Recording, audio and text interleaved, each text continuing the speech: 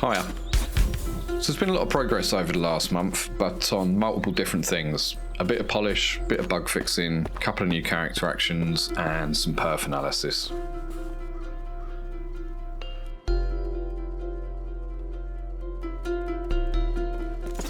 On the polish front, the skeletons in the dungeons die rather than just disappear.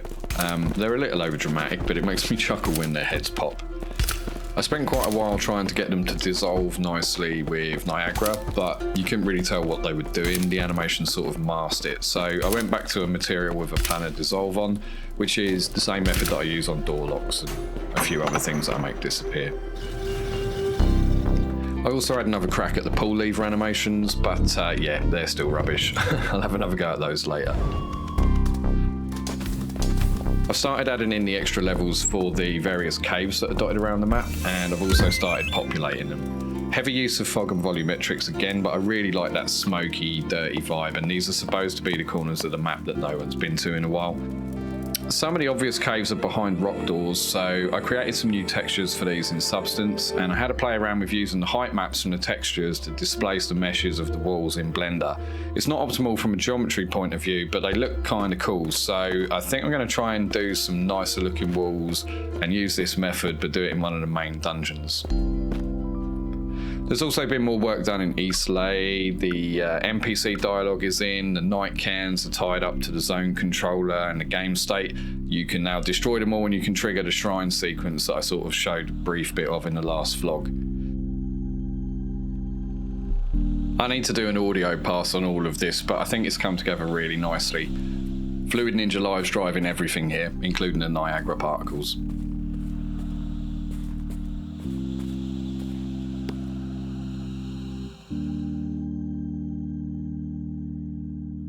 So you can finally break rocks with the shovel. This has been on my to-do list since the dawn of time. No idea why I was putting it off, because it turned out to be really easy to do.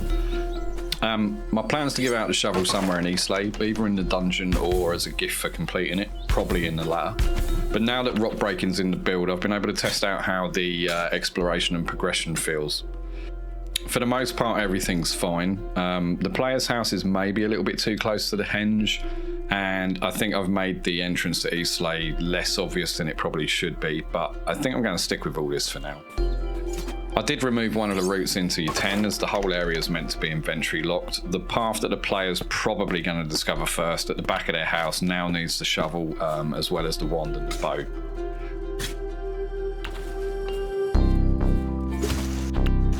The area at the top that leads to Saul, that only needs the shovel, so players should be able to get in there first. I've got my version of the bomb plant in, and mine's a strawberry. It's a stupid nod to Hedge End again, where I grew up, as that all used to be strawberry fields. I think I'm going to have my bomb berries spawn at night, except for this little introductory one. The nighttime bombs also gave me an idea for what to put in the caves.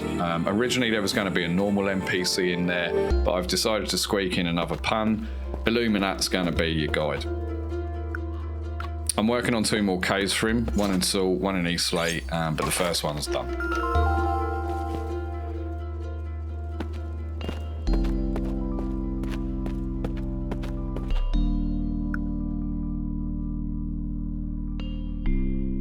I spoke in the last vlog about using the Merge Actors tool to create instant static meshes of the environment pieces.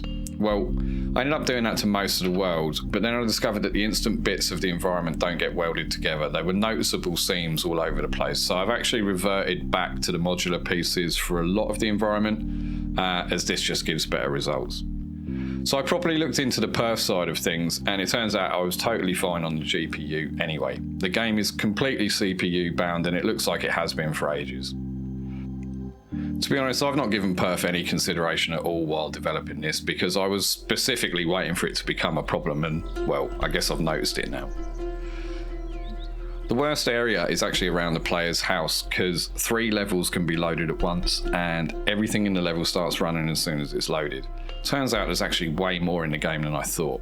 When I counted, Year 10's got 50 odd spiders, and once things get going there'll be 10 to 20 butterflies, 40 plus fish, plus NPCs, wasps, rooks, etc. in Henge End, and everything's ticking. To dig into this, I started using the profiler in the session front end. It can connect to a running game or load stat files that are manually exported. I prefer using files because it's easier to compare the changes. It's a really simple tool, lets you hone straight in on the hot path on a given thread. This is a look at the perf after I'd optimized all the NPCs and was looking at some stupidly expensive particles.